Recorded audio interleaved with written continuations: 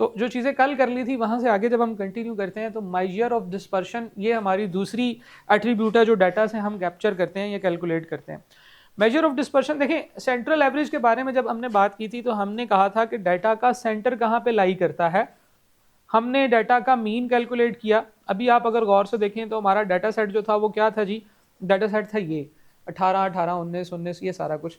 तो हमारा जो अर्थमेटिक मीन भी निकला था वो तकरीबन 19.5 था, यानी कि मिड ऑफ द डाटा था।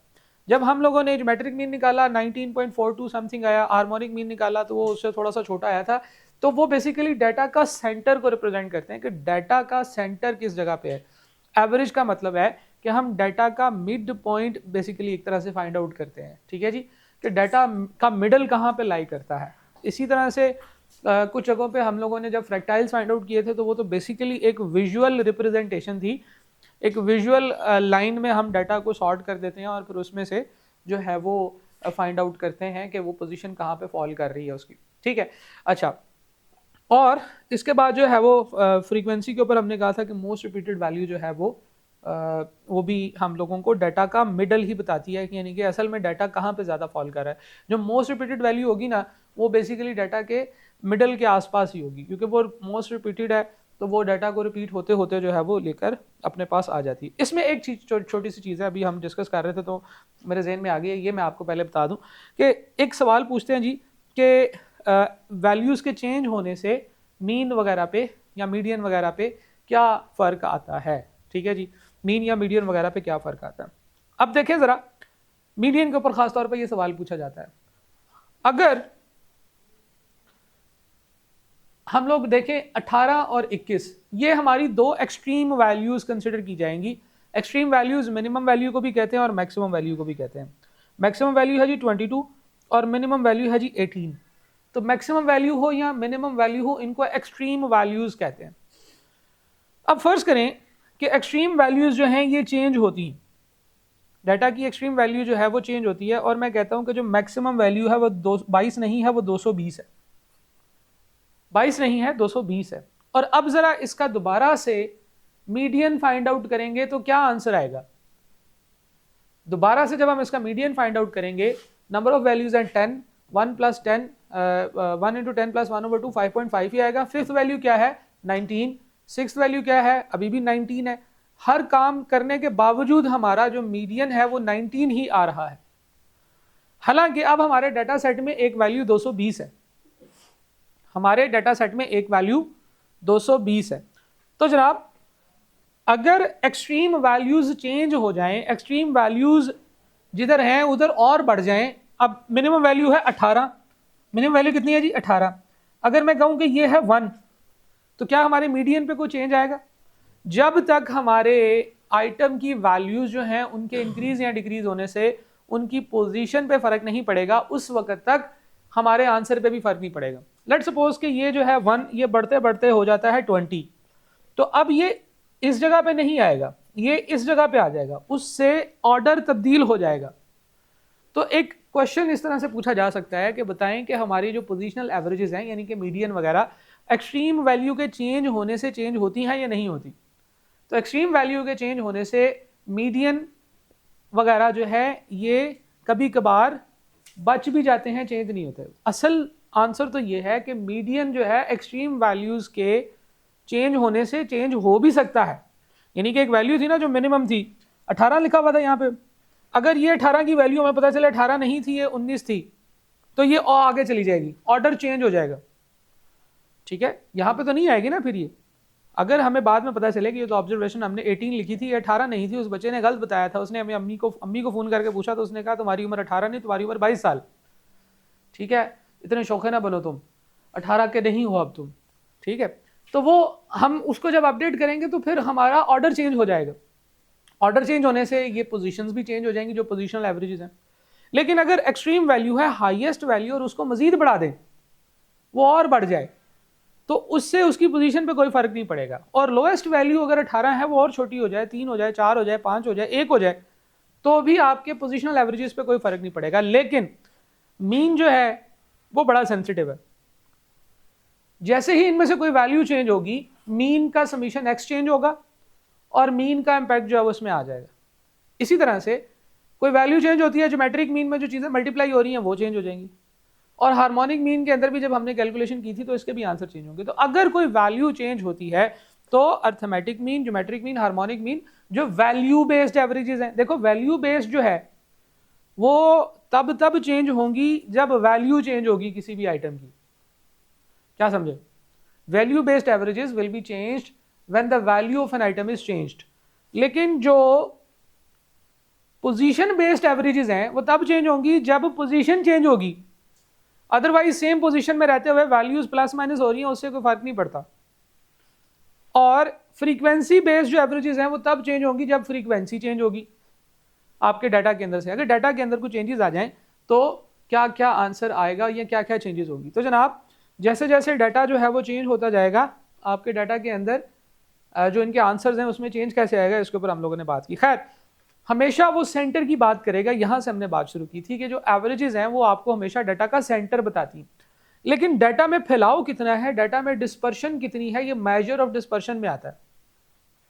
डाटा के अंदर कितनी वेरिएबिलिटी है, ठीक है, कितना चेंज हो रही हैं चीजें। जैसे फॉर एग्जांपल हम लोग एक क्लास की बात करते हैं, क्यूएम की एक क्लास है, उसमें नॉर्मली यंग लोग आते हैं। क्यूएम की एक क्लास है, उसमें यंग लोग आते हैं, क्योंकि हमें पता है कि लोग नॉर्मली इंटरमीडिएट करने के बाद सीए में आ जाते हैं। तो क्यूएबी की जो क्लास है, मैथ स्टैट की आपकी जो क्लास है, इसमें नॉर्मली लोग 19 से लेकर 20-21 साल की एज के होंगे। तो इसमें अगर हम देखें कि वेरिएबिलिटी कितनी है, 19 से 21, 3 सालों की। लेकिन अगर फर्ज करें कि मैं एक प्रोफेशनल कोर्स कराता हूं जिसमें कोई भी बंदा किसी भी वक्त एडमिशन ले सकता है अगर वो अपनी एक्सपर्टीज को बेहतर करना चाहता है, तो उसमें ऐसा हो सकता है कि कोई यंग प्रोफेशनल भी हो, कोई 50 साल का बाबा भी हो। क्यों? क्योंकि वो उसमें एज की लिमिट नहीं है, एंट्री पॉइंट की कोई लिमिट नहीं है। तो अब एक क्लास है जिसमें 10 साल का बंदा भी बैठा होगा, जैसे हम लोग यहाँ पे आइल्ट्स कराते हैं अगर, तो आइल्ट्स तो कोई भी कर सकता है ना, आप लोगों को जैसे यंग लोग भी कर सकते हैं, और कोई बंदा जिस 40-45 साल की उम्र का है और उसने बाहर जाना है और वो भी आइल्ट्स करना चाहता है तो वो आइल्ट्स कर रहा होगा। तो आइल्ट्स की क्लास में आपको वेरिएबिलिटी ज़्यादा नज़र आएगी, डिफरेंस ज़्यादा नज़र आएगा। मिनिमम और मैक्सिमम जो दो वैल्यूज है उन दोनों के दरमियान में जो डिफरेंस है वो ज़्यादा नज़र आएगा। तो there is a range between the minimum and maximum value, कि एवरेज तो ठीक है सेंटर है, लेकिन एवरेज के लेफ्ट और राइट जो है वो कितना कितना डाटा फैला हुआ है, इसे डिस्पर्शन कहते हैं।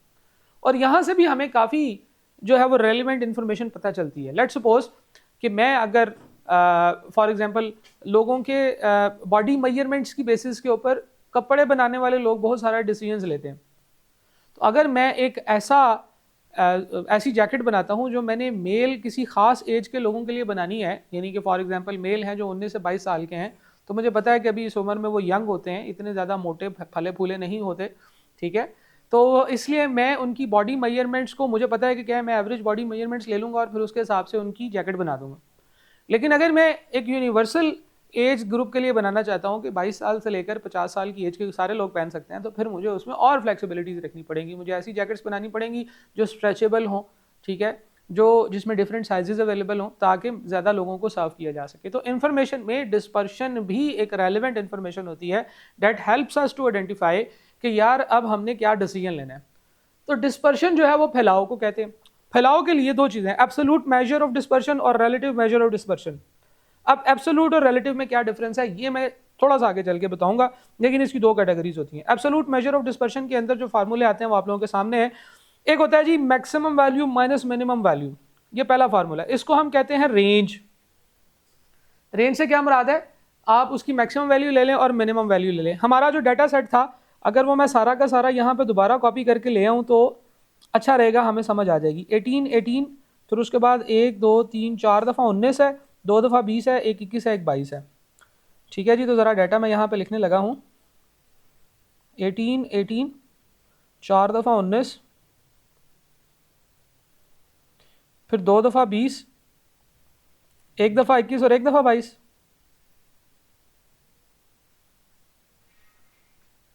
यही था 1 2 3 4 5 6 7 8 9 10।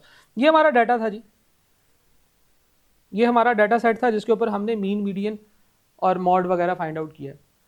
अब वो कहता है जी रेंज, तो रेंज क्या है जी, maximum value minus minimum value, ये एक फार्मूला होता है जो हमें बताता है कि डाटा की मैक्सिमम वैल्यू क्या है और मिनिमम वैल्यू क्या है। तो जो लोएस्ट वैल्यू होगी उसे हम मिनिमम वैल्यू कहते हैं, जो मैक्सिमम हाईएस्ट वैल्यू होगी उसे हम मैक्सिमम वैल्यू कहते हैं।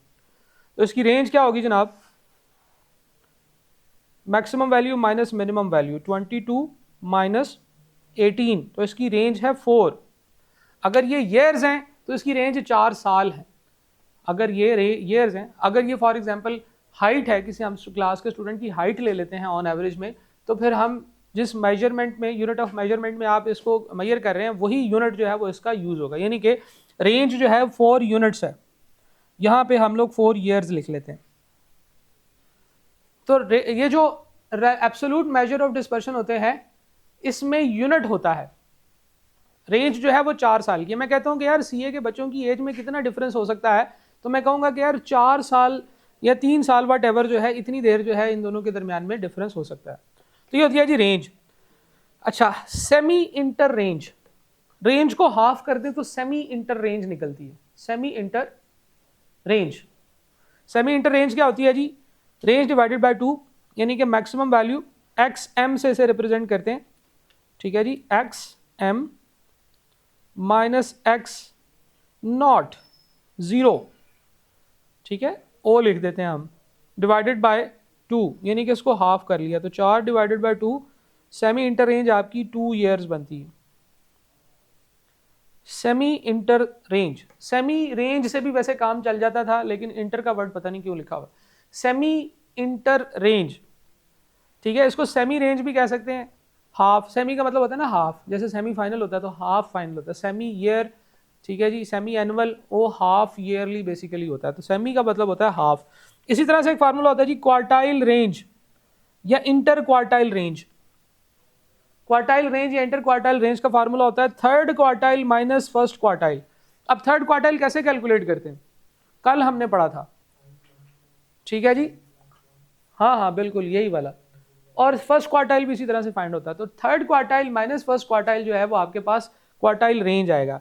तो अभी हमने कल शायद मेरा ख्याल है किया था कैलकुलेट, शायद एक आधा क्वार्टाइल तो किया था हमने सेकंड क्वार्टाइल किया था और थर्ड क्वार्टाइल भी किया था, फर्स्ट क्वार्टाइल भी कहीं पे किया था। ये देखो ये बनाया हुआ है 18.25 और 20.25, ये फर्स्ट क्वार्टाइल 18.25, थर्ड क्वार्टाइल 20.25। तो ये कल हमने इस डाटा में से कैलकुलेट किए थे। तो अब हमारा फार्मूला वही होगा, थर्ड क्वार्टाइल Q3 है 20.25, फर्स्ट क्वार्टाइल है 18.25। कल ये मैं बताने लगा था, लेकिन फिर मैंने कहा नहीं, सारी गल आज दसते थे, कल की दसांगे, है ना। तो third quartile minus first quartile 20.25, इसे हम कहते हैं क्वार्टाइल रेंज, क्वार्टाइल रेंज। और ये है जी सेमी इंटर रेंज।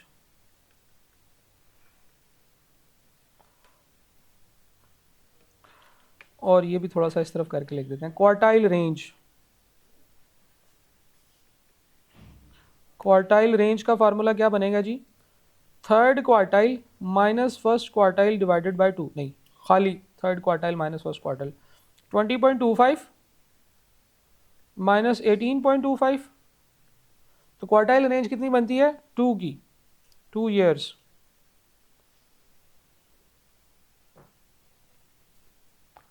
ठीक है, और सेमी इंटर क्वार्टाइल रेंज है वो third quartile minus second quartile first quartile divided by 2। इसका एक बड़ा इंपॉर्टेंट नाम है क्वार्टाइल डेविएशन, इस फार्मूले का क्वार्टाइल डेविएशन।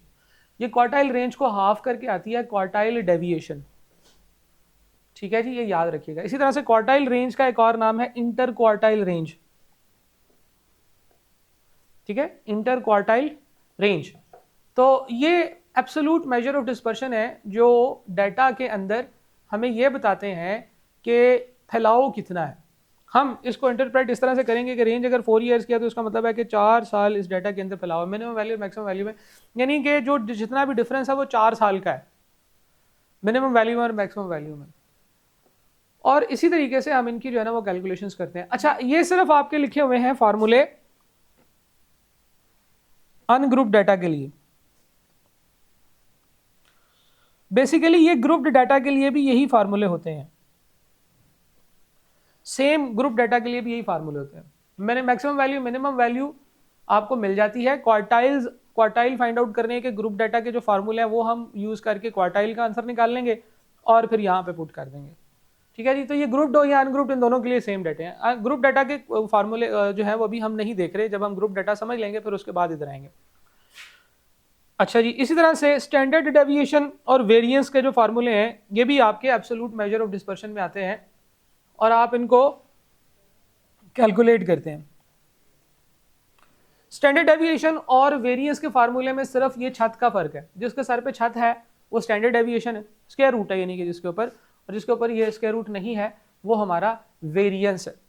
कुछ जगहों पे हमें वेरिएंस ज़्यादा रेलिवेंट इन्फॉर्मेशन देता है, कुछ जगहों पे स्टैंडर्ड डेविएशन। वेरिएंस और स्टैंडर्ड डेविएशन में जो फ़र्क है वो भी थोड़ा आगे चल के समझ आएगा। अभी आप ये देख लीजिए कि ये दोनों एक ही फार्मूला है, अगर स्क्वायर रूट है तो वो वेरिएंस है, अगर स्क्वायर रूट नहीं है तो वो वेरिएंस।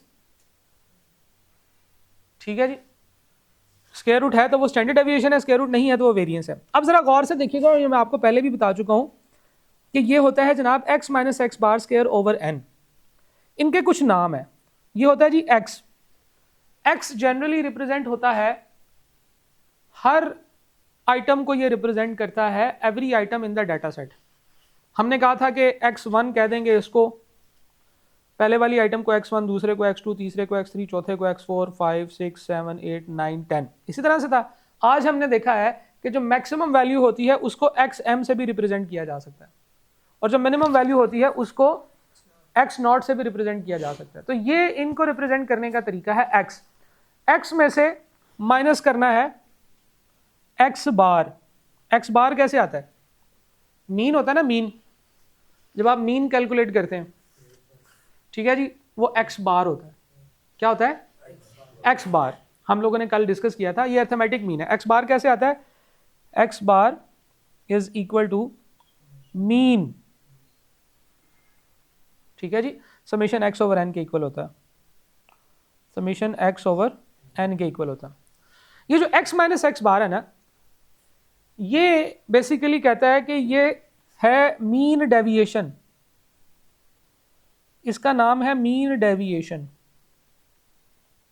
अगर कहीं पे आपको मीन डेविएशन का वर्ड नजर आए तो वो बेसिकली है हर वैल्यू में से बार उसका मीन निकाल दें। जैसे फॉर एग्जांपल अगर मेरे पास मीन था, इसका कितना था 19.5, तो मीन डेविएशन ऑफ x1 भला क्या होगी? अगर x1 है मेरे पास, पहला डाटा आइटम कितना था 18, तो मीन डेविएशन भला क्या होगी? x माइनस एक्स बार 18 माइनस 19.5 था, शायद 19.50 था मीन जो हमने निकाला था। तो मीन डेविएशन कितनी होगी जनाब? -1.5। तो ये जो x माइनस एक्स बार होता है ना, इसे मीन डेविएशन कहते हैं। ओके, अच्छा आगे चलते हैं। x माइनस एक्स बार का अगर स्क्वायर कर लिया जाए तो इसे क्या कहेंगे फिर? Square of mean deviation, square of mean deviation,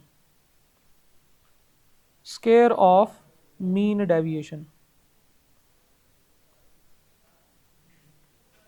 mean deviation आपने एक आइटम की निकाली, अगर हम उसका स्क्वायर कर लेंगे तो ये स्क्वायर ऑफ मीन डेविएशन है। अच्छा, पावर 2 जरा ज्यादा दूर चलेगी, इसके ऊपर लगाते हैं। जब हम लगा देते हैं ना समीशन का साइन, उसके बाद लिखते हैं x माइनस एक्स बार का स्क्वायर, तो ये बेसिकली होता है sum of square of mean deviation.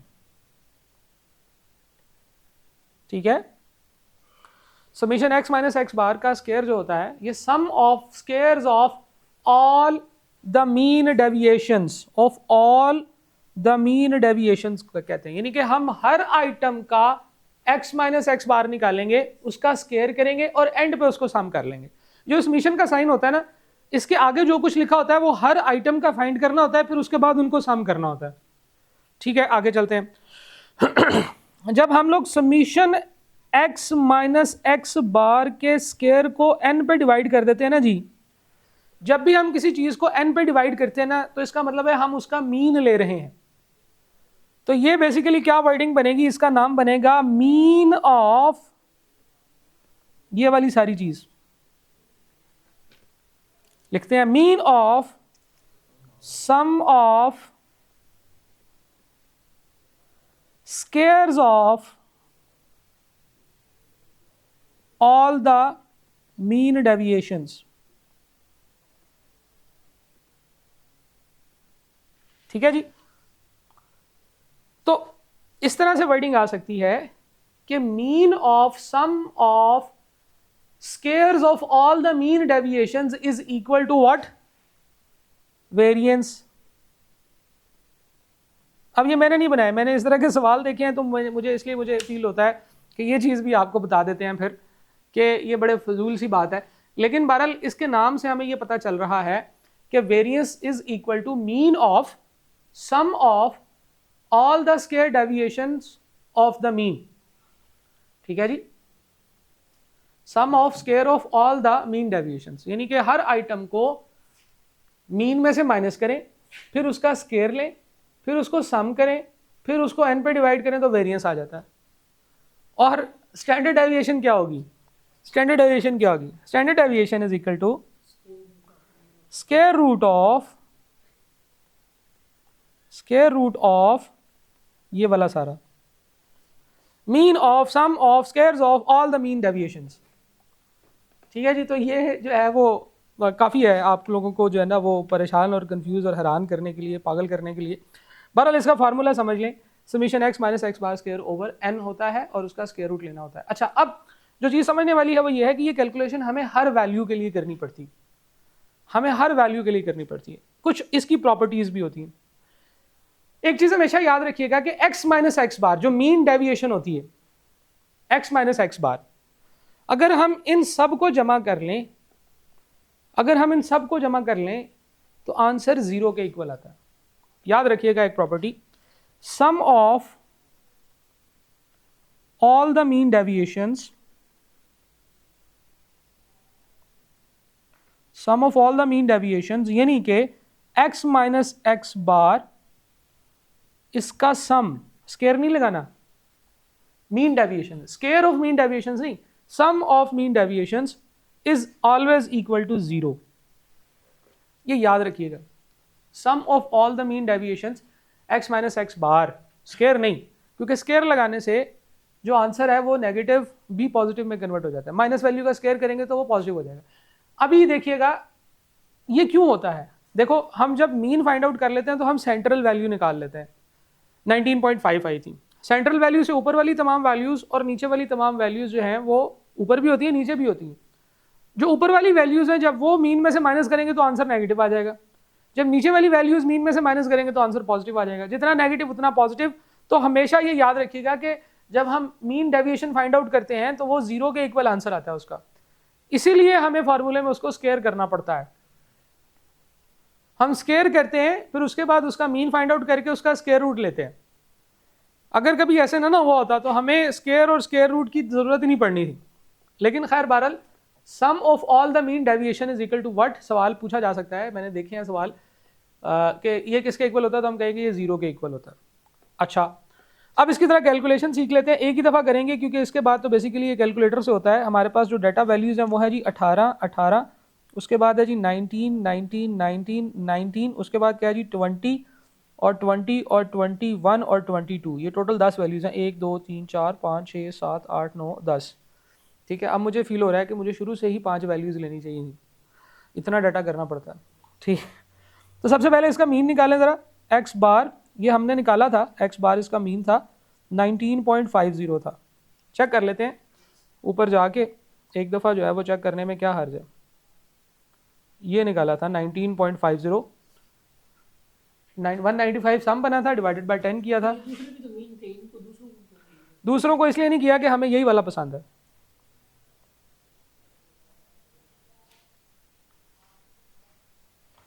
हमें जो पसंद है हम तो वो करेंगे, क्योंकि हमें भी थोड़ी थोड़ी बेस पसंद है। क्योंकि ये फार्मूले जो है ना वो अर्थमेटिक मीन के हिसाब से बने हुए हैं। ज्योमेट्रिक मीन, हार्मोनिक मीन वगैरह जो है फिर उनके फार्मूले चेंज हो जाएंगे। यही सारी प्रॉपर्टीज़ को एक्सप्लेन करने के लिए जो आपकी बुक में नहीं। अच्छा जी, चलें x माइनस एक्स बार करें जी ज़रा। ये हमारे x है, तो x माइनस एक्स बार पहले के केस में 19 18 माइनस 19.5 1.5 बनेगा, कौन सा वाला, माइनस में। ये भी 1.5 बनेगा माइनस में। 19 में से 19 निकालेंगे 0 बनेगा, 4 दफ़ा 0 आ जाएगा। 20 में से 19.5 निकालेंगे 0.5 पॉजिटिव आएगा, ये भी 0.5 पॉजिटिव आएगा। ये जो है ये क्या है जी 21, तो ये 1.5 पॉजिटिव आ जाएगा, और ये हमारा 2.5 जो है ये पॉजिटिव आ जाएगा। ठीक है, तो ये तो वैल्यूज तो बहुत ऊपर चलेगी। 19 का 0 नहीं आएगा, 0.5 आएगा। स्टैंडर्ड डेविएशन को क्या हुआ है, जी जी बिल्कुल बिल्कुल, स्टैंडर्ड डेविएशन -0.5 -0.5 -0.5 एंड -0.5। अब जरा इनको जमा करें, क्या आंसर आता है जी, 0 ही आएगा ना। ये बात अभी हमने डिस्कस की है, लेकिन ये साबित करने के लिए कि ये 0 ही आएगा, देखें ज़रा, माइनस वाले हैं 1.5 और उसके बाद 2, 3 और 2 5, और पॉजिटिव वाले कितने हैं 1 और 2.5 और 1.5 4, तो ये भी 5 बनते हैं। ठीक है जी, तो इस तरह से जो आपका आंसर है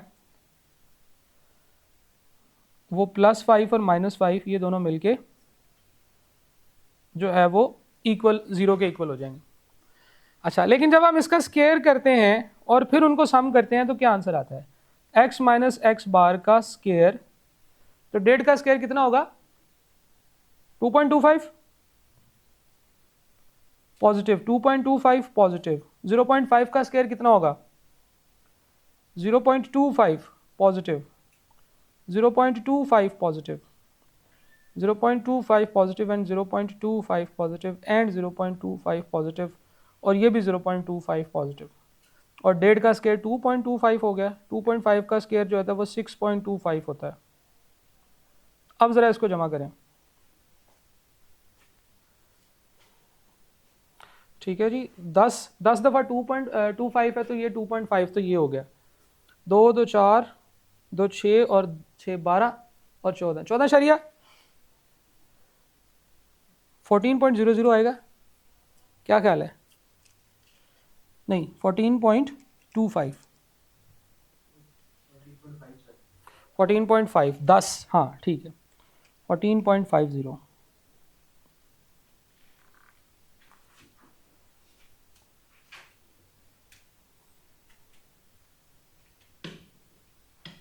तो ये जो नीचे सम आ रहा होता है ना टोटल, इसको कहते हैं समीश। ये ऊपर हमने क्या कैलकुलेट किया x माइनस एक्स बार, तो नीचे क्या होगा सम ऑफ x माइनस एक्स बार, और ऊपर इधर हमने क्या लिखा है x माइनस एक्स बार का स्क्वायर, तो नीचे आएगा सम of x minus x bar का स्क्वायर। हर वैल्यू का डिफरेंस लेकर स्क्वायर लेकर उसका सम कर लिया जाए तो 14.50। तो हमारे पास जो स्टैंडर्ड डेविएशन का जो फॉर्मूला है वो हमें ये कहता है कि summation x minus x bar square, इसको हम लोग n पे डिवाइड करेंगे, तो 14.50 divided by n is the number of values जो कि हैं 10, तो हमारे पास आता है जी 1.45। ये हमारी स्टैंडर्ड डेविएशन है। स्टैंडर्ड डेविएशन है, वेरिएंस है, वेरिएंस है, वेरिएंस, क्योंकि वेरिएंस का जो फार्मूला था वो क्या था जी, summation x minus x bar whole square divided by n, और इसका स्क्वायर रूट नहीं था, बस खाली इतना ही था। तो आपने वही किया, summation x minus x bar 14.50 divided by 10 1.45, ये वेरिएंस आ गया। अगर स्टैंडर्ड डेविएशन लेनी है तो स्टैंडर्ड डेविएशन जो है ये कितनी होगी, ये होगी 14.50 डिवाइडेड बाय 10 इसका स्क्वायर रूट। 1.45 का स्क्वायर रूट कितना होता है,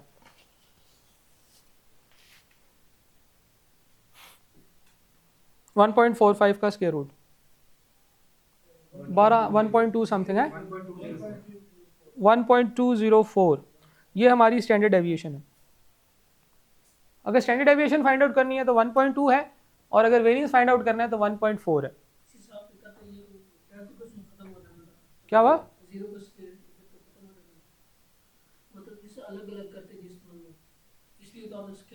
हाँ वो 0 ही हो जाता है ना, तो इसलिए वो इसके साथ नहीं करते, हम स्क्वायर लेते हैं फिर उसके साथ करते हैं। ये वैसे मैंने बताया था फार्मूले के अंदर, तो फिर आपको यही इस्तेमाल करना पड़ेगा। अब जरा गौर से देखना, एक प्रॉपर्टी यहाँ पे पूछी जाती है, वेरिएंस और स्टैंडर्ड डेविएशन में से कौन सा बड़ा होता है, कौन सा बड़ा होना चाहिए। देखें वेरिएंस जो है वो पूरी अमाउंट होती है, स्टैंडर्ड डेविएशन वेरिएंस का स्क्वायर रूट होता है।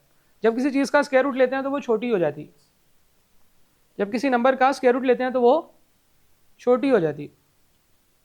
ऐसे ही है ना, 16 का स्क्वायर रूट लेंगे 4 हो जाएगा, 1.45 का स्क्वायर रूट लिया था 1.2 हो गया, छोटा हो गया।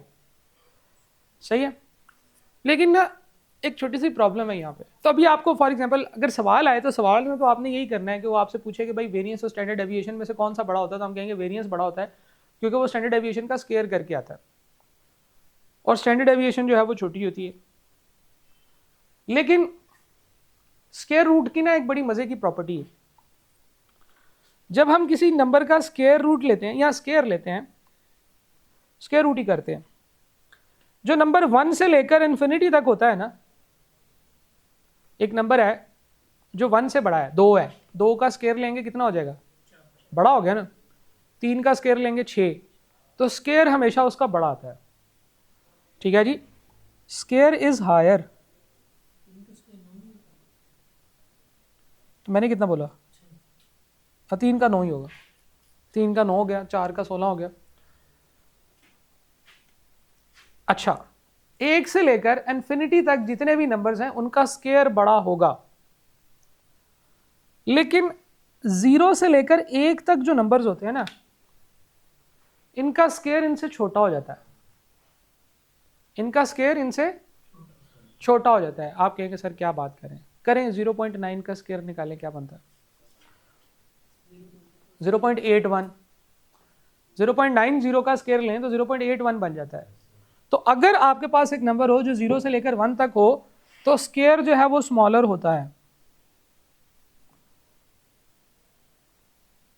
Square is smaller.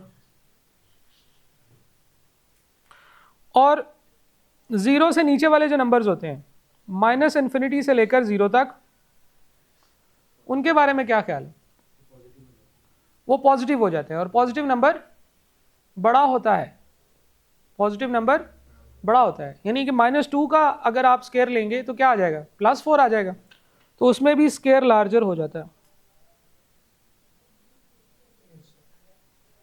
Square is higher, square जो है वो हायर हो जाता है। तो 0 से 1 के दरमियान जो है ना, ये एक ऐसा टाइम पीरियड है, ये एक ऐसी चीज़ है जहाँ पे ना चीज़ों का थोड़ा सा बिहेवियर चेंज होता है। इसी को अगर हम कंपेयर करें, चलो जी इसी को कंपेयर करते हैं स्क्वायर रूट के साथ। 1 से बड़ा जो नंबर होता है उसका स्क्वायर रूट लें तो स्क्वायर रूट कितना आएगा, स्मॉलर आएगा।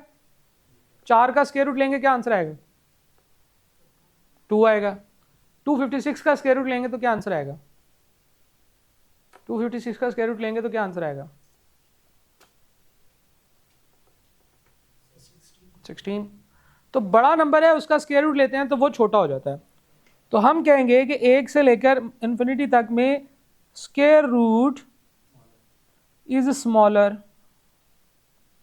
Then the original number, original number से स्क्वायर रूट छोटा हो जाता है। भाई साहब 0 से 1 के दरमियान में क्या होता है, 0.9 का स्क्वायर रूट लें तो क्या आंसर आएगा, स्क्वायर रूट, स्क्वायर नहीं स्क्वायर रूट, 0.94 बड़ा हो गया, स्क्वायर रूट जो है वो बड़ा हो जाएगा। तो 0 से लेकर -1 के दरमियान में स्क्वायर रूट इज ग्रेटर, ठीक हो गया, स्क्वायर रूट बड़ा हो जाता है। माइनस इन्फिनिटी से 0 के दरमियान में क्या होता है, अगर एक नंबर है -4 उसका स्क्वायर रूट लें क्या आंसर आता है, क्यों नहीं होगा, क्या कहता है, ये शायद हमने कल बात की थी कि जब स्क्वायर रूट के अंदर माइनस का साइन आ जाए तो उसकी कैलकुलेशन पॉसिबल नहीं होती, वो एक कॉम्प्लेक्स नंबर बन जाता है, अनरियल नंबर बन जाता है। अनरियल नंबर्स पता नहीं क्या होता है, मुझे भी नहीं आज तक पता चला क्या होता है। पता है हमने एफएससी में पढ़ा भी था, एफएससी में जिन बच्चों ने प्री इंजीनियरिंग पढ़ी थी उनको पता होगा, लेकिन आई डोंट नो कि वो क्या होता है। जी जी जी जी जी जी जी वो पता नहीं क्या होता है, सीए के बच्चों को नहीं पता वो क्या होता है, मुझे भी नहीं पता वो क्या होता है। ठीक है, तो वो इमेजिनरी नंबर्स बन जाते हैं, वो रियल नंबर नहीं रहते। तो square root is not possible, imaginary number iota वगैरह बन जाते हैं जिसमें माइनस की पॉजिटिव साइंस हो, तो मीन उसकी जो है ना वो इवन साइंस हो तो ये होता है, ऑड साइंस हो तो ये होता है, इस तरह की कुछ स्टोरियाँ चलना शुरू हो जाती, तो वो हमें नहीं पता वो क्या है, सही है, और हमें ज़रूरत भी नहीं है। तो भैया एक प्रॉब्लम है, वापस आते हैं, मैं तो बस वैसे ही आपको ज़रा थोड़ा सा जो है वो थ्योरेटिकल डिस्कशन बता रहा था। हम लोग यहाँ पे आते हैं, नॉर्मली आमतौर पे स्टैंडर्ड डेविएशन और वेरिएंस में से स्टैंडर्ड डेविएशन छोटा होता है, वेरिएंस बड़ा होता है, ठीक है, क्योंकि वो उसका स्केयर करने से आता है। लेकिन अगर कभी स्टैंडर्ड डेविएशन जो वेरिएंस है अगर वो पॉइंट्स में हो 0 पॉइंट समथिंग, तो स्टैंडर्ड डेविएशन उससे बड़ी हो जाती है। अब एग्जाम में अगर आपसे को पूछे कि स्टैंडर्ड डेविएशन और वेरिएंस में से कौन सा बड़ा होता है, तो हमने कहना है स्टैंडर्ड डेविएशन और वेरिएंस में से वेरिएंस बड़ा होता है, स्टैंडर्ड डेविएशन छोटी होती है। ओरिजिनल रूल जो है वो ये है कि variance will be greater than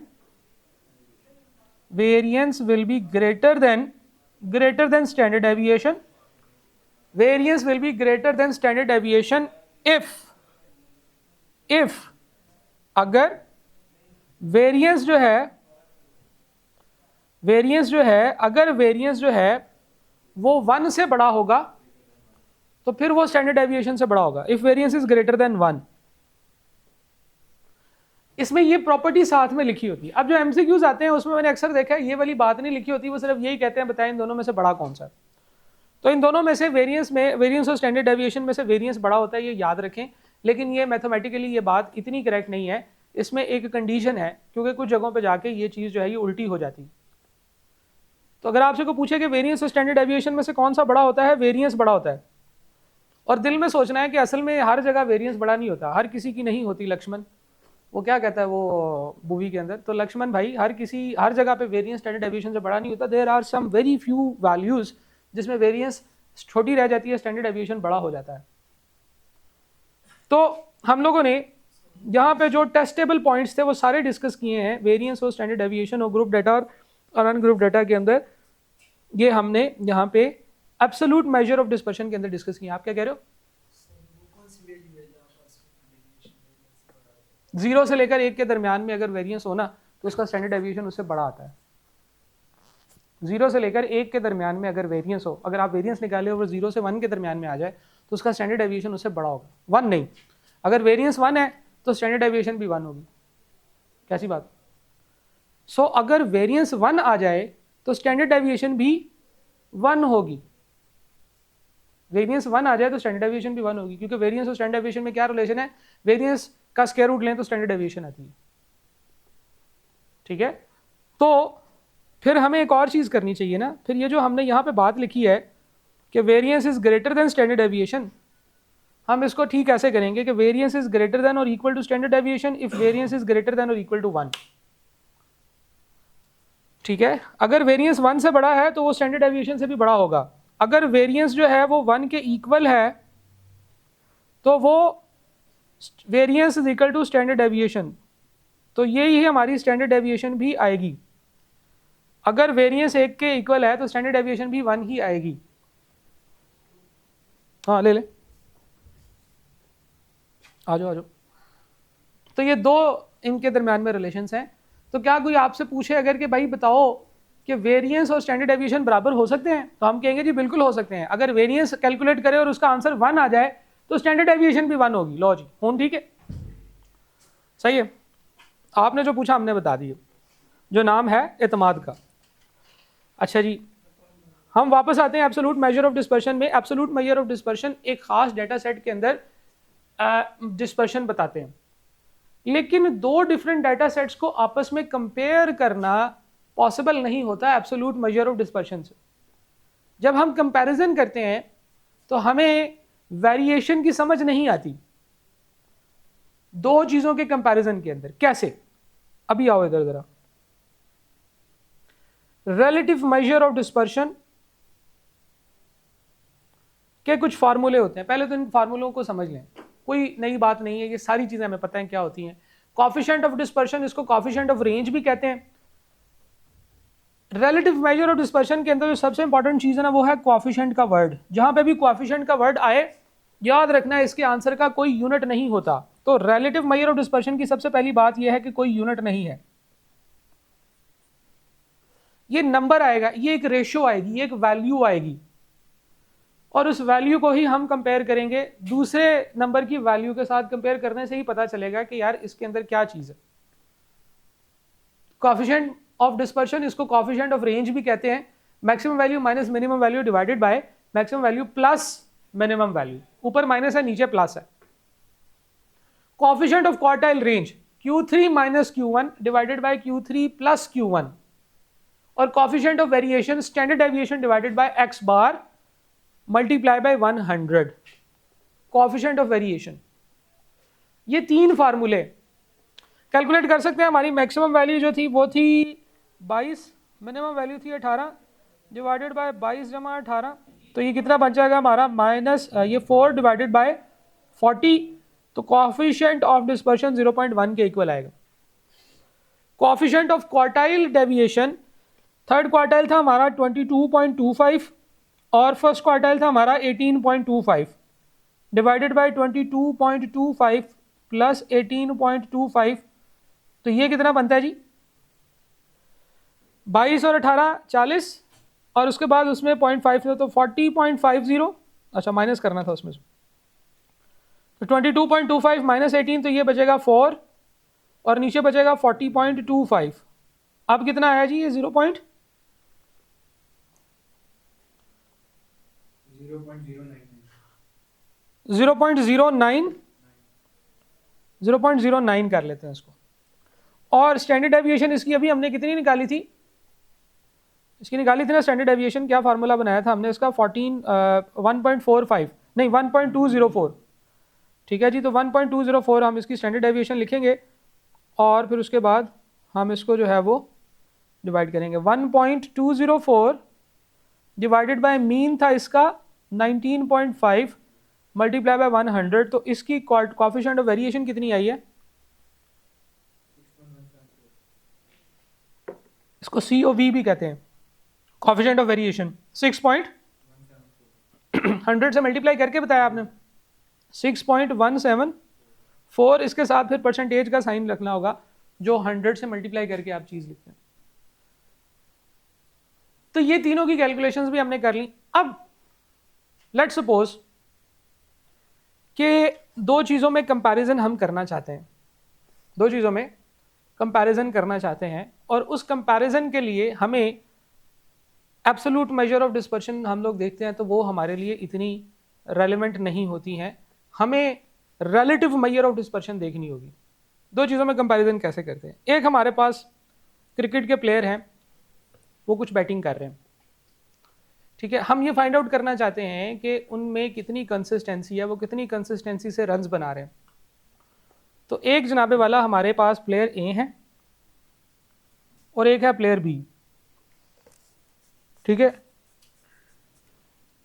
match हम लोगों ने लिखे हुए हैं, मैच 1 2 3 4 5, 5 मैचेस उन्होंने खेले हैं, दोनों ने कितना कितना स्कोर किया।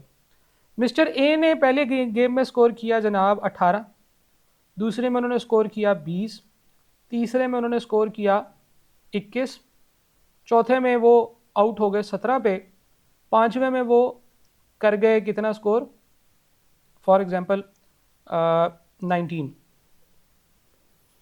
तो हम कहते हैं कि ये प्लेयर जो है ये कंसिस्टेंटली काम कर रहा है। अगर हम इसकी maximum value minus minimum value निकालते हैं तो कितना आंसर आता है, 17 से 20 के दरमियान में मैक्सिमम वैल्यू 20 है, मिनिमम वैल्यू 17 है, 3 इसका आंसर आता है।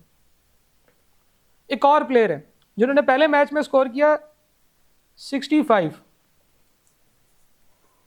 दूसरे मैच में स्कोर किया 30, तीसरे मैच में स्कोर किया 58,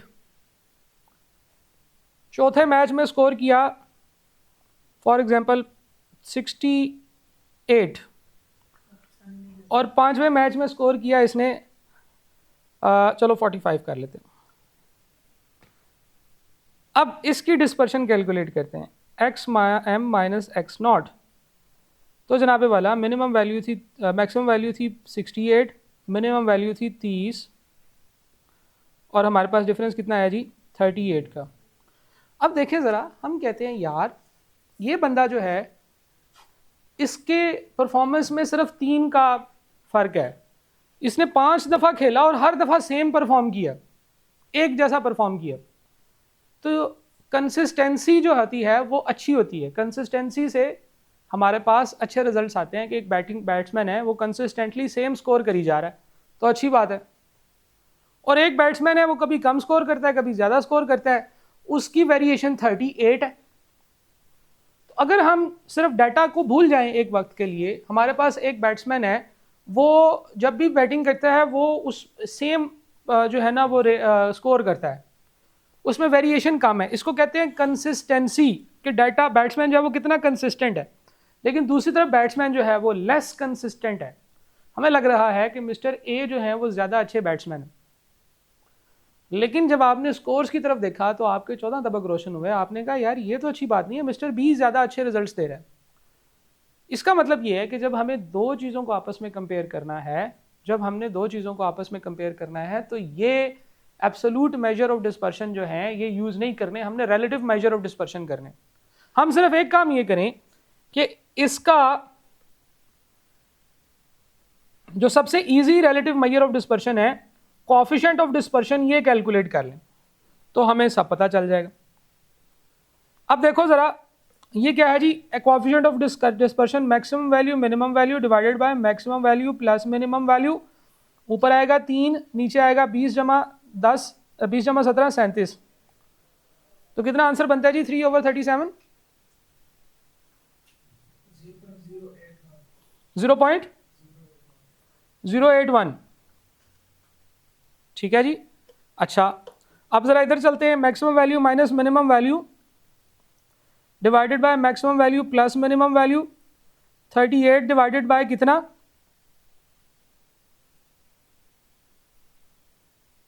38 डिवाइडेड बाय ये 68 प्लस 30 कितना बनता है जी? 98। कितना बना जी?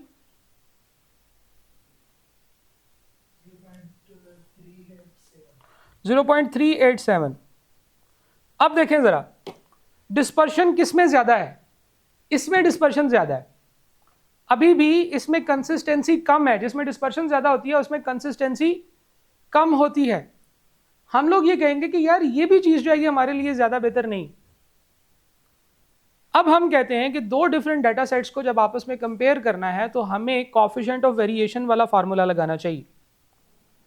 कोएफिशिएंट ऑफ वेरिएशन से जिसका आंसर कम आएगा वो हमारे लिए ज़्यादा बेनिफिशियल हो जाएगा। अच्छा, कोएफिशिएंट ऑफ वेरिएशन का फार्मूला क्या होता है? Standard deviation divided by mean multiply by 100। इधर भी standard deviation divided by mean multiply by 100। तो आप लोगों ने अब कल ये फाइंड आउट करके आना है इन दोनों बैट्समैन में से आपने स्टैंडर्ड डेविएशन भी कैलकुलेट करनी है, मीन भी कैलकुलेट करना है इन दोनों का, और फिर मुझे बताना है कि कोएफिशिएंट ऑफ वेरिएशन जो है वो किसका कम आता है। ठीक है जी। कोएफिशिएंट ऑफ वेरिएशन से मुराद है कि किस में कितनी वेरिएशन है। तो जब हम दो डाटा सेट्स को आपस में कंपेयर करते हैं और उसमें वेरिएशन फाइंड आउट करने की कोशिश करते हैं तो हमें कोएफिशिएंट ऑफ वेरिएशन का फार्मूला इस्तेमाल करना है, कोएफिशिएंट ऑफ वेरिएशन। और कोएफिशिएंट ऑफ वेरिएशन हमें यह बताता है कि किस में कितने % वेरिएबिलिटी है। जिसमें वेरिएबिलिटी का आंसर ज़्यादा होगा वो ज़्यादा उसमें वेरिएशन, जिसमें वेरिएशन ज़्यादा होती है वो लेस कंसिस्टेंट होता है। वेरिएशन से मुराद है कि वो चेंज कितना हो सकता है। अभी तो हमने देखा ना कोएफिशिएंट ऑफ डिस्पर्शन निकाली है, तो कोएफिशिएंट ऑफ डिस्पर्शन में भी हमारे पास मिस्टर बी जो है वो अच्छा नहीं लग रहा। हमें ये अच्छा लग रहा है क्योंकि ये कंसिस्टेंट है। लेकिन जब हम इसको इसके अपने मीन्स के साथ डिवाइड करेंगे तो हमारा आंसर रिवर्स हो जाएगा। हमें पता चलेगा कि कंसिस्टेंसी तो मैटर कर रही है, लेकिन ये किधर कर रहा है काम? ये लोअर रेंज में काम कर रहा है और दूसरा बैट्समैन हायर रेंज पे काम कर रहा है।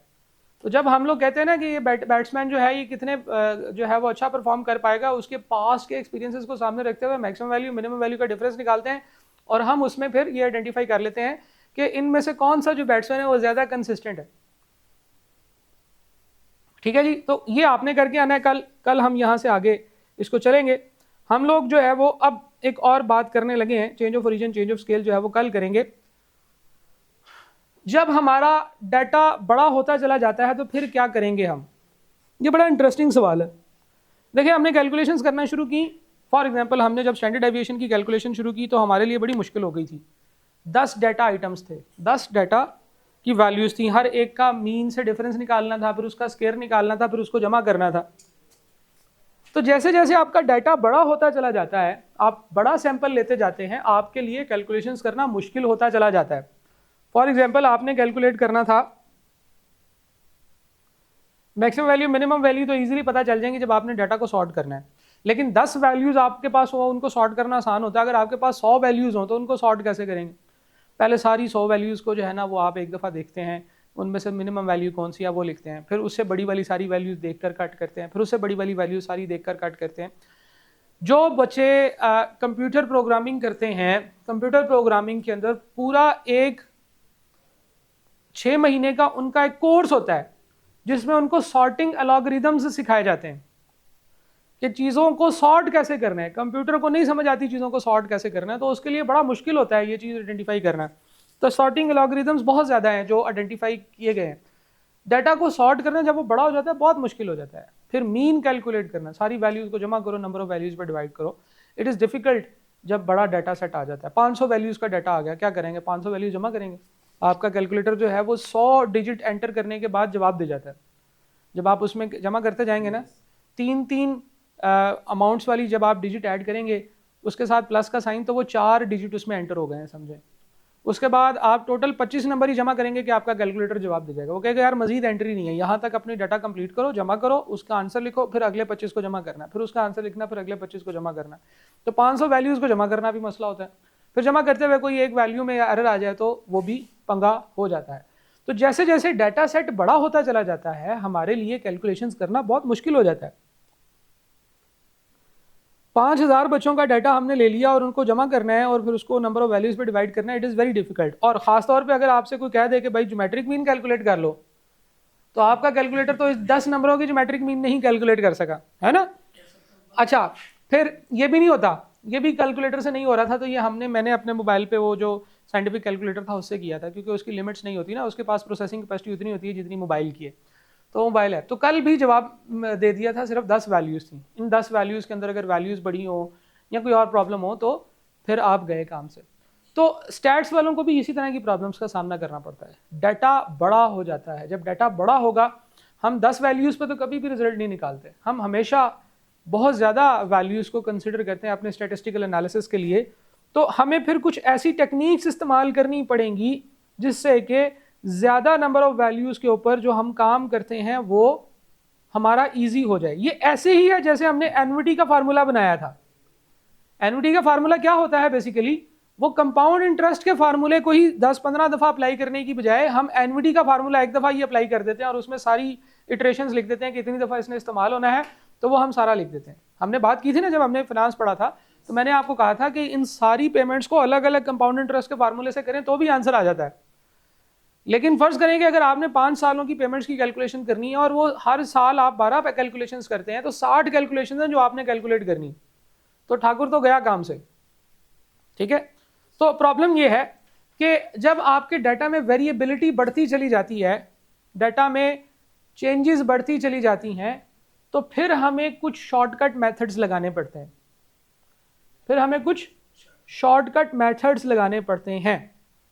इन शॉर्टकट मेथड्स को हम लोग ग्रुपिंग ऑफ डाटा कहते हैं। हम क्या करते हैं कि हम डाटा के ग्रुप्स बना लेते हैं और ऐसे ग्रुप्स बना लेते हैं कि हर ग्रुप की कैलकुलेशन जो है ना उसको हम आसान कर सकते हैं।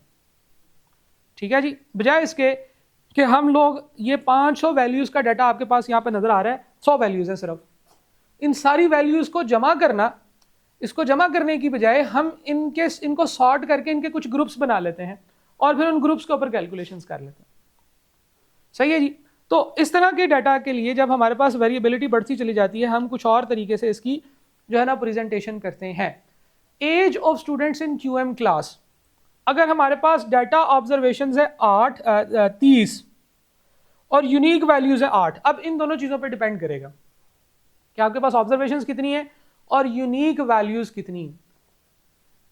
इसी तरह से distance travelled by student to reach the college, वही 30 बच्चे हैं, लेकिन क्योंकि उनकी एज जो है वो उसमें वेरिएबिलिटी कम है, लेकिन उनकी जो डिस्टेंस ट्रेवल्ड है, जितना डिस्टेंस ट्रेवल करके वो घर से कॉलेज आते हैं वो ज़्यादा होगा। देखिए इसकी मिनिमम वैल्यू आपको नज़र आ रही होगी 8 है मेरे ख्याल से, ठीक है, और मैक्सिमम वैल्यू क्या है जी 47 है, distance travelled by student to reach the college. यहाँ पे जरा मिनिमम और मैक्सिमम वैल्यू फाइंड आउट करना थोड़ा सा मुश्किल है, लेकिन ये 100 वैल्यूज हैं और 76 इनका डाटा की जो है ना वो इसके डाटा की 76 यूनिक वैल्यूज हैं। तो जैसे जैसे आपका डाटा बढ़ता चला जाता है आपने ये देखना होता है कि हमारे पास यूनिक वैल्यूज कितनी है। अगर तो यूनिक वैल्यूज कम है, अगर यूनिक वैल्यूज कम है तो फिर हम लोग फ्रीक्वेंसी डिस्ट्रीब्यूशन बना सकते हैं, फ्रीक्वेंसी डिस्ट्रीब्यूशन बना सकते हैं, ठीक है जी। यूनिक वैल्यूज कम के केस में, जब यूनिक वैल्यूज थोड़ी हैं 8 हैं 9 हैं 10 हैं, तो फिर हम लोग जो प्रेजेंटेशन मेथड यूज करते हैं उसे कहते हैं फ्रीक्वेंसी डिस्ट्रीब्यूशन। क्या चीज? यूनिक वैल्यूज का मतलब है इस डेटा में मुनफरिद वैल्यूज कितनी है। देखो जो चीज एक एक दफा रिपीट हो, जो चीजें रिपीट हो रही है ना उनको एक एक दफा काउंट करना है बस। 24 अगर 4 दफा भी काउंट आ रहा है तो उसको एक दफा काउंट करें तो वो यूनिक वैल्यूज बन जाएंगी, ठीक है। यूनिक का मतलब है अपने जैसी जितनी भी वैल्यूज है उन सबको सिंगल काउंट कर लिया जाए। देखो 24 है, कितनी दफा आ रहा है? 24 है, कितनी दफा आ रहा है? इसमें एक दफा, दूसरी दफा ये आ गया, तीसरी दफा जो है 2 दफा 24 आया, तो 24 को एक काउंट करना है। फिर 25 जो है वो कितनी दफा आ रहा है? 1 2 3 4 5, 25 को भी एक ही काउंट करना है। तो यूनिक वैल्यूज हैं कि एक वैल्यू, कितनी वैल्यूज हैं इसमें, ठीक है। तो उसके लिए हम लोग कहते हैं frequency distribution, ungrouped frequency distribution, ungrouped frequency distribution. Frequency का मतलब है कि इसके अंदर जो है वो डाटा कितनी दफा ये आया है, अनग्रुप्ड फ्रीक्वेंसी डिस्ट्रीब्यूशन। और जैसे जैसे वैल्यूज बढ़ती चली जाती हैं, जैसे जैसे यूनिक वैल्यूज बढ़ती चली जाती हैं, हम इसकी ग्रुप्ड फ्रीक्वेंसी डिस्ट्रीब्यूशन बनाते हैं। एक होती है अनग्रुप्ड और एक होती है क्या जी, ग्रुप्ड फ्रीक्वेंसी। ये दोनों के केस में ग्रुप्ड फ्रीक्वेंसी डिस्ट्रीब्यूशन ही बनेगी, नीचे वाला दोनों डाटा, क्योंकि यूनिक वैल्यूज जो है वो बढ़ती चली जा रही, ठीक है जी। हम लोग इसमें एक में बनाते हैं अनग्रुप्ड फ्रीक्वेंसी डिस्ट्रीब्यूशन। चलें इसको हम थोड़ा सा चेंज और कर लेते हैं। जब हमारे पास यूनिक वैल्यूज बहुत थोड़ी सी हो तो हम बनाते हैं अनग्रुप्ड फ्रीक्वेंसी डिस्ट्रीब्यूशन। जब हमारे पास यूनिक वैल्यूज थोड़ी सी बढ़ जाती हैं तो फिर हम बनाते हैं stem and leaf display, stem and leaf. और अगर हमारे पास यूनिक वैल्यूज बहुत ज्यादा हो जाएं और डाटा भी बहुत बड़ा हो जाए तो फिर हमारे पास अल्टीमेट हीरो आता है जिसे हम ग्रुप फ्रीक्वेंसी डिस्ट्रीब्यूशन कहते हैं।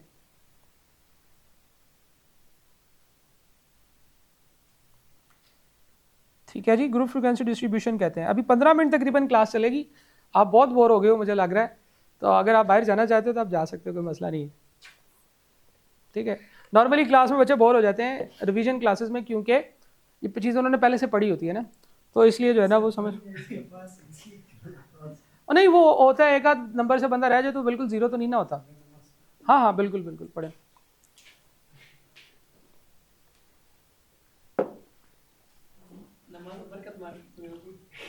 नहीं नहीं अच्छी बात है, पढ़नी चाहिए, हम भी करेंगे ब्रेक, आप लोगों ने भी पढ़नी है नमाज। अच्छा जी, increasing variability of data. Data के अंदर जब वेरिएबिलिटी यानी कि यूनिक वैल्यूज बढ़ती चली जाती हैं तो फिर हम इनको डिफरेंट तरीक़ों से हैंडल करते हैं। पहला होता है जी अनग्रुप फ्रीक्वेंसी डिस्ट्रीब्यूशन। इसमें हम सिर्फ ये करते हैं कि हम ये कैलकुलेट कर लेते हैं कि हमारे पास कितनी डाटा वैल्यूज़ हैं और वो कितनी कितनी दफ़ा रिपीट हुई हैं, कितनी कितनी दफ़ा रिपीट हुई है। तो सबसे पहले डाटा सेट से हम लोग अनग्रुप फ्रीक्वेंसी डिस्ट्रीब्यूशन बनाते हैं जी, और फिर उसके बाद देखते हैं कि इसका होगा क्या, इसका करना क्या है। देखो भाई, हमारे पास जितनी भी यूनिक वैल्यूज़ हैं सबसे पहले तो हम उनको देख लेंगे और हम ये काउंट कर लेंगे कि वो कितनी दफ़ा आती हैं, ठीक है। इसे हम अनग्रुप फ्रीक्वेंसी डिस्ट्रीब्यूशन कहते हैं।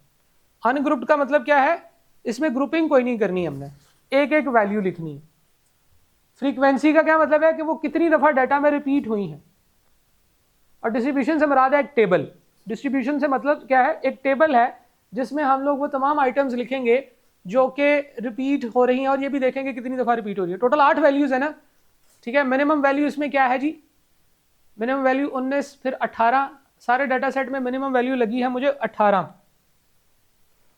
और मैक्सिमम वैल्यू है 25 तक जा रही है। 18, 19, 20, 21, 22, 23, 24 और 25, ये 8 ही बनती है। हाँ बिल्कुल 8 ही बनती है। तो यूनिक वैल्यूज और मैक्सिमम जो है ना वो 8 ही। अच्छा अब एक एक करके हम इनको काउंट करते चलाएंगे। 19 की वैल्यूज कितनी? 19 की एक ये है, इसको काट देंगे, 1 2 और 19 है जी 3, तो 19 जो है वो 3 दफ़ा है। आगे चलते हैं, 18 भी था, 18 1 2 3 4 5 6, 6 दफ़ा 18 है। 20 कितनी दफ़ा? 1 2 3 4 5, 20 जो है वो 5 दफ़ा है। 21 1 2, 21 2 दफ़ा है। 22 एक दफ़ा, 2 दफ़ा, 3 दफ़ा, 3 हो गए 22। 23 1 2, 23 2 दफ़ा। 24 1 2, 2 दफ़ा 24 हो गया। और 25 कितनी दफ़ा है? 1 2 3 4 और ये वाला 5। हाँ वो नज़र आ गया कि 21 मिस कर दिया हमने। 25 कितनी दफ़ा था जी? 5 दफ़ा। 25 5 दफ़ा था। 20 एक मिस कर दिया हमने, 20 एक मिस कर दिया, 22 भी एक मिस कर दिया।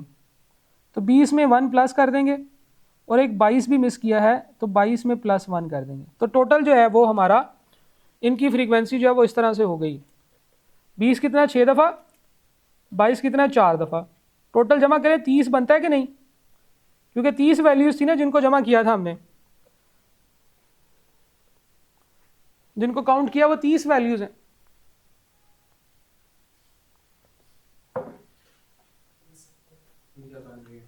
30 वैल्यूज़। तो इसका मतलब ये है कि ये है हमारा x और ये है हमारी फ्रीक्वेंसी f। तो x और f ये हमारे क्या हैं? दो वेरिएबल्स हैं। अब हमने क्या किया है, हमने उतने सारे जो इतना बड़ा जंजाल पूरा था डाटा का, उसको हमने अनग्रुप्ड फ्रीक्वेंसी डिस्ट्रीब्यूशन में डाल दिया है। अनग्रुप्ड क्यों है ये आपको तब पता चलेगा जब इसके ग्रुप्स बनाऊंगा मैं इस वाले डाटा के। जब ग्रुप्स की समझ आएगी तो फिर आपको पता चलेगा कि अच्छा जिसमें ग्रुप्स नहीं होते वो अनग्रुप्ड होता है। लेकिन यहां से हमें दो वेरिएबल्स ही चाहिए होते हैं, x और f। और अब हम इसके ऊपर ग्रुप्ड फ्रीक्वेंसी डिस्ट्रीब्यूशन वाले फार्मूले लगा सकते हैं। हमने मीन पढ़ा था, मीन का फार्मूला क्या था जी? मीन का फार्मूला हमने यहां पे ऊपर पढ़ा था, तो हमने सिर्फ अनग्रुप डाटा का देख लिया था, ग्रुप फ्रीक्वेंसी डिस्ट्रीब्यूशन का फार्मूला नहीं देखा था। वही होता है summation f x over summation f x bar is equal to summation f x over summation f. Summation f x का क्या मतलब है? ठीक है जी, समीशन एफ एक्स का क्या मतलब है कि हम सम करेंगे एफ एक्स को। पहले हम हर f को x से मल्टीप्लाई करेंगे और फिर उसको सम कर लेंगे और डिवाइड करना है हमने उसको समीशन f के साथ। तो समीशन ये f है, इसको जमा करेंगे तो 30 हमारा समीशन f आएगा, यानी कि डिवीजन में तो 30 ही है। अब fx की कैलकुलेशन करनी, fx की कैलकुलेशन के लिए f को x से मल्टीप्लाई करना होगा। तो पहला f है 18 ज़रब 6 कितना बनता है जी? 18 मल्टीप्लाई बाय 6 106, सॉरी 18 का हाफ 90, 106 108। 19 ज़रब 3 57। एक बच्चा जमा करता जाए दूसरा बताता जाए। 20 by 6 120, 21 by 2 42, 22 by 4 88, 23 by 2 46, 24 by 2 48 और 25 5 125। और इसका सम करना है जी समीशन एफ एक्स।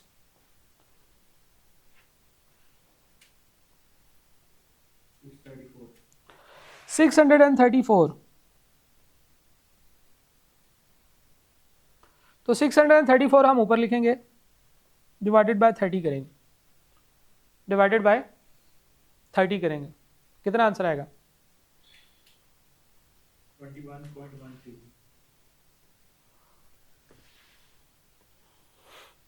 अच्छा, ये जो फार्मूला है ना, ये एग्जैक्टली वही फार्मूला है जो है समीशन x ओवर n। सारी वैल्यूज जो यहां पे हमने काटी हैं, इन 30 वैल्यू को जमा करेंगे तो आंसर जो है वो 634 ही आएगा। करके देखना चाहें तो कर ले, लेकिन that will be a waste of time. क्यों? देखो हमने क्या किया है, हमारे डाटा में था ना 6 दफा 34, 18 6 दफा था, तो हमने 18 जमा 18 जमा 18 जमा 18 करने की बजाय 18 को 6 से मल्टीप्लाई करके ऐड कर लिए। हमारे डाटा सेट में 19 3 दफा था, तो हमने प्लस 19 प्लस 19 प्लस 19 3 दफा करने की बजाय 19 को 3 से मल्टीप्लाई करके 57 जमा कर लिए। हमारे डाटा में 20 6 दफा था, तो हमने 6 दफा 20 20 20 20 20 लिखने की बजाय हमने उसको 6 से मल्टीप्लाई करके 120 जमा कर लिया। तो बेसिकली जो ग्रुप्ड डाटा होता है वो अनग्रुप्ड डाटा की कैलकुलेशन को आसान करने के लिए होता है। ठीक है, तो हमारे पास summation f x over summation f जो है ये हमारा अर्थमेटिक मीन का फार्मूला एग्जैक्टली वैसा ही था जिसको हम लोग यूज करते हैं। ये ग्रुप डाटा है, ज्योमेट्रिक मीन, ये एक तरह की हमने ग्रुपिंग की है। ठीक है, ये बेसिकली इसको हम फ्रीक्वेंसी डिस्ट्रीब्यूशन कहते हैं। ग्रुप्ड इसमें नहीं बने हुए, ग्रुप्ड वो होते हैं जिसमें एक्स की जगह पे हम ग्रुप बना लेते हैं। ठीक है, जिसमें एक्स की जगह पे हम ग्रुप्स बना लेते हैं उसे हम ग्रुप डाटा कहते हैं। लेकिन ये फ्रीक्वेंसी डिस्ट्रीब्यूशन है जिसमें हम फ्रीक्वेंसी बना रहे हैं कि हर आइटम की फ्रीक्वेंसी क्या है। अच्छा, अब जरा देखो, इधर आओ, इसी डाटा सेट के अंदर क्या हम ज्योमेट्रिक मीन फाइंड आउट कर सकते हैं? That is anti log of summation f log x over summation F. और हार्मोनिक मीन भी कैलकुलेट किया जा सकता है, summation F over summation F over x. ठीक है, अब ये थोड़ी सी लेबोरियस कैलकुलेशंस हैं। समीशन एफ लॉग एक्स का यह मतलब है कि हर वैल्यू को, हर फ्रीक्वेंसी को लॉग ऑफ एक्स से मल्टीप्लाई करना है, नीचे समीशन एफ ही होगा, फिर उसका एंटी लॉग ले लेना है। ठीक है, ये मैं शुरू करवाता हूं लेकिन कंप्लीट आपने करके आना है घर से। Summation f log x over summation F.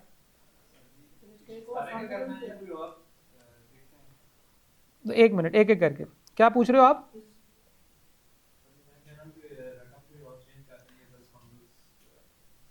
क्यों? कोई बात नहीं, एक दफा ही करना है।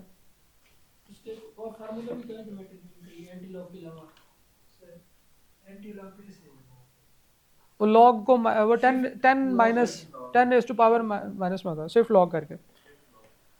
अच्छा जी, और कौन से फार्मूले हैं?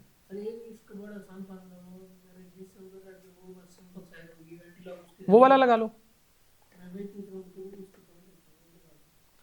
नहीं, ये बुक में लिखा हुआ है, ये मैंने कराना है। Anti log of summation f log of x, ठीक है जी, divided by summation F.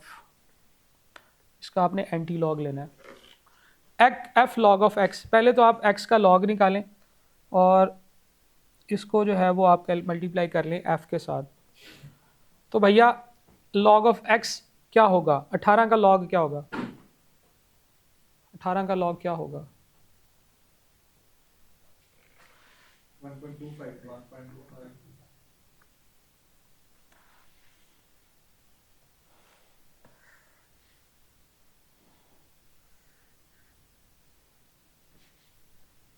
1 point, यार क्या मसला है, इसको फ़ौरन से ना वो उसको सिलेक्ट कर लेता है। लॉग एक्स कितना जी? 1.25। आगे नहीं, वो मुझे 18 के बताए। 1.25 3 डिजिट तक जाना चाहिए कम उसको, 5। और f इंटू लॉग एक्स कितना होगा जी? आप इस लॉग एक्स के आंसर को f से मल्टीप्लाई करेंगे। ठीक है जी, तो 1.25 उसी आंसर को जो लॉग एक्स का आंसर आया है उसको मल्टीप्लाई करें 6 के साथ, 7. अच्छा, अब जब इस तरह की कैलकुलेशंस होती है ना, तो इसमें कैलकुलेटर का एक मेमोरी फंक्शन होता है, उसे आप यूटिलाइज कर सकते हैं। वो आपके लिए बड़ा आसान होता है। ठीक है, कैलकुलेटर अगर आप मुझे दिखाएं तो मैं आपको बताता हूँ। देखें यहाँ पे आपके पास एक बटन होगा AC के बटन के ऊपर M+। इसका ये मतलब होता है कि जो आंसर है उसको मेमोरी में ऐड कर दो। M+ का क्या मतलब होता है? Add in the memory. ठीक है, ये AC के बटन से बिल्कुल ऊपर होता है, ऐड इन मेमोरी। तो आपने क्या करना है, अगर आप कैलकुलेशन करते हुए log x मल्टीप्लाई बाई 6 करेंगे और इक्वल टू का बटन प्रेस करने की बजाय M+ प्रेस कर देंगे तो दो काम होंगे। एक तो आपको आंसर नजर आ जाएगा जैसे इक्वल टू का बटन प्रेस करने से आता है, दूसरा वो मेमोरी में सेव हो जाएगा। फिर उसके बाद आप दूसरा log x करेंगे और उसको 3 से मल्टीप्लाई करेंगे, M+ कर देंगे तो वो भी मेमोरी में सेव हो जाएगा। तीसरा log x जो है वो 20 है, 6 से मल्टीप्लाई करेंगे, M+ कर देंगे। तो आंसर्स आते जाएंगे, आप आंसर्स लिखते जाएंगे और वो साथ साथ मेमोरी में ऐड होता जाएगा। उसके बाद आपने जब सारी कैलकुलेशंस कर लेंगे तो मेमोरी के को रिकॉल करना होगा कि मेमोरी के अंदर क्या चीज़ अब बन गई है। उसके लिए यहाँ पे बिल्कुल M+ के दूसरी तरफ एक्सट्रीम साइड पे RCL का बटन होता है, इसका मतलब है रिकॉल। तो हम लोग रिकॉल का बटन प्रेस करेंगे और M+ के बटन को दोबारा प्रेस करेंगे तो सामने M लिखा हुआ आ जाएगा। जब आप उसे इक्वल टू करेंगे तो वो आपको बता देगा कि मेमोरी में इस वक्त क्या सेव है। ठीक है, यानी कि ये सारे आंसर्स बाद में कैलकुलेटर पे डाल के जमा करने की बजाय वो ऑटोमेटिकली आपके साथ साथ जमा भी होते जाएंगे। सही है जी। तो इसकी कैलकुलेशन मैं करता हूँ, आप सारे ही अलग अलग बैठे हुए हो, किसी के पास जो है ना, सबसे पहले आप चेक कर लें कि आपकी मेमोरी में क्या है। तो रिकॉल और M+ करके इक्वल टू प्रेस करिए तो आपको पता चल जाएगा कि मेमोरी में इस वक्त क्या सेव्ड है। 0 होना चाहिए ये, अगर 0 नहीं है तो मेमोरी क्लियर करनी होगी। उसके लिए कीबोर्ड शॉर्टकट क्या होता है जी? शिफ्ट 9। शिफ्ट और 9 प्रेस करें तो वो कहता है क्लियर करना है। क्या क्लियर करना है? मैं कहता हूं 2 के ऊपर मेमोरी है, इक्वल टू करके AC पे प्रेस करें तो मेमोरी अब आपकी क्लियर हो गई। ठीक है, मेमोरी क्लियर हो गया। 1 बाय 1 चलते हैं। हम लोग कहते हैं जी log x है जी 1.25, तो हमने क्या करना है, log of 18 bracket close equal to, ये 1.25527 आता है, इसको मल्टीप्लाई करना है 6 के साथ और इस दफा M+ कर दें। तो उसका ये मतलब हुआ कि ये मेमोरी में ऐड हो गया है 7.53। अब अगर फर्ज करें कि आप AC बटन प्रेस करें, कैलकुलेटर को सारा जो है ना वो 0 पे ले आएं और रिकॉल करें M+ को, तो आपको सामने वो आंसर बता देगा कि रिकॉल है, M+ का आंसर है 7.53। ठीक हो गया जी। AC प्रेस करते हैं, दोबारा से अगली कैलकुलेशन करते हैं। log 19 multiply by, bracket close करके मल्टीप्लाई कर दें, मल्टीप्लाई बाई 3 और M+ पे क्लिक करें तो ना सिर्फ उसने log को 3 से मल्टीप्लाई करके मुझे आंसर बताया है बल्कि उसने मेमोरी में सेव भी कर लिया। ये आंसर कितना आता है जी? 3.83। अच्छा, अब यहाँ पे देखना है कि आप तो 3.83 लिख रहे हो लेकिन कैलकुलेटर ने जो पूरा आंसर आया ना उसको स्टोर किया अपनी मेमोरी में, वो एक्यूरेटली ज़्यादा एक्यूरेट आंसर हो जाएगा। फिर AC का बटन प्रेस करें, दोबारा कैलकुलेटर क्लियर हो जाएगा। फिर है जी log 20 मल्टीप्लाई बाय 6, तो हम कहेंगे log 20 bracket close multiply by 6 M+ 7.80। फिर आएगा जी, AC का बटन प्रेस करते हैं, AC प्रेस ना भी करें आप अगली कैलकुलेशन करना शुरू हो जाए, आपके पास आ जाएगा log 21 मल्टीप्लाई बाई 2 M+ 2.644। अच्छा, अगर कभी आप M+ प्रेस करना भूल जाए और आप कहें ओहो ये तो मेमोरी में ऐड ही नहीं किया, तो बाद में M+ प्रेस कर सकते हैं। इक्वल टू का बटन प्रेस किया, कैलकुलेशन आपने कर ली लेकिन वो ऐड ही नहीं हुआ, आप बाद में M+ प्रेस कर सकते हैं। ठीक है, ये भी चल जाएगा। इसी तरह से करते करते जरा मुझे बताएं कि f log x का सम क्या बनेगा। f log x का सम क्या बनेगा, ये अब आप लोगों ने करना है।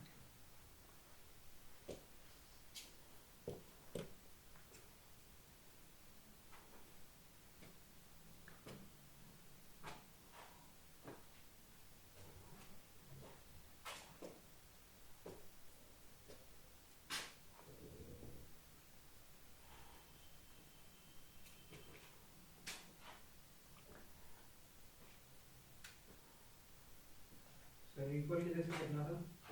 वो रिकॉल का बटन होता है, रिकॉल, फिर M पे प्रेस करेंगे तो वो आपको आंसर आ जाएगा।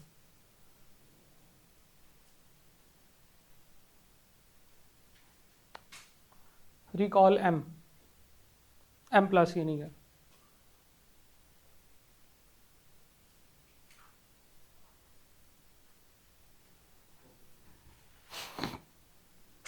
कैलकुलेटर है आप लोगों के पास? ये इधर से भी मेरा ख्याल है बुक शॉप से मिल जाएगा। उन्होंने मेरे से पूछा था, फिर मैंने इनके पास रखवाया, मैं कैलकुलेटर्स इनको बताया था ये वाले ले आओ। तो ये कैलकुलेटर्स आपको यहाँ से भी मिल सकते हैं, ये हेल्प करते हैं आपको काफ़ी कैलकुलेशंस में। ठीक है, ये वाले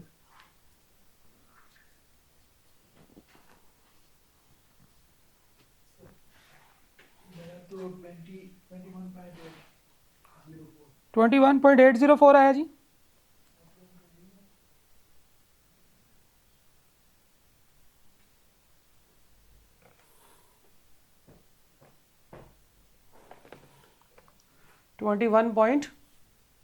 चेयरमैन हैं जी। मेरा ये नहीं आ रहा, मेरा 64.80 आ रहा है। 64 नहीं, 64 नहीं जाएगा, 64 नहीं जाएगा। अब ये लॉग तो जो है ना, ये थोड़े थोड़े बढ़ेंगे। 1.255 है तो अगला 19 का लॉग है तो 1.2 समथिंग होगा, और 255 से थोड़ा बड़ा होगा, ये उससे भी बड़ा होगा, ये उससे भी बड़ा होगा। ये घूमते घुमाते 1.34 तक ही जाएंगे ये ज़्यादा से ज़्यादा। तो 1.34 का मतलब ये है कि वो 5 से भी जब मल्टीप्लाई होगा तो इसका भी आंसर 6 के पास पास आएगा। इसका मतलब ये है कि 4 और 2 6, 2 10 और 5 15, बाकी जो अगला रिमेनिंग है ना उसका टोटल सम कोई 15 से 18 के दरमियान में बनना चाहिए। ऑलरेडी आपका ये 7 और 7 आ चुका है, तो आपका भी 21.804 ठीक नहीं है। हाँ, ये इसके आसपास कुछ आएगा। ठीक है, अब ये मैंने कैसे किया, ये ज़रूरी नहीं है कि आप लोग ये सोचना शुरू कर दें कि ये हमें क्यों नहीं पता चल रहा, लेकिन मेरा ये ख्याल है क्योंकि log x जो है ये थोड़ा थोड़ा करके बढ़ता है, स्लोली बढ़ता है। तो जब वो नंबर थोड़ा थोड़ा बढ़ेगा और इस तरफ हमारे पास जो जिस चीज़ों से मल्टीप्लाई हो रहा है वो भी तकरीबन 10 11 है, 15 है, तो 15 इंटू 1.25, इसके आगे वाली जो चीज़ें होंगी ना वो तकरीबन 17 से 20 के दरमियान में उसका सम बनेगा। अगर ये मैंने सही निकाले हैं तो ये आगे वाले, आपने अपनी मेमोरी क्लियर नहीं की होगी कैलकुलेटर की, क्योंकि मैंने भी पहले कुछ कर लिए थे ना पॉइंट्स, वो भी मैंने मेमोरी में स्टोर करता जा रहा था, शायद आपकी इस वजह से आंसर ठीक नहीं आया। खैर चलें, लेट सपोज इसका आंसर यही है, आप लोगों ने करना है घर जाके इसको। ठीक है, कैलकुलेटर का ये फंक्शन अप्लाई कर लेंगे, प्रैक्टिस करके आना। आपका क्या आंसर आता है जी? 39.66। देखो ना, टोटल 30 वैल्यूज है और हर वैल्यू तकरीबन 1.25 से लेकर 1.3 समथिंग तक। log 25 देखो कितना बनता है, log 25 बताना कितना बनता है?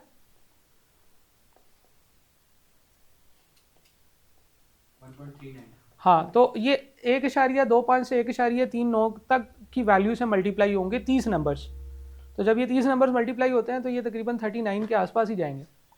ठीक है, तीसरे हिस्से तक तकरीबन जो है ना वो इंक्रीज हो जाएंगे।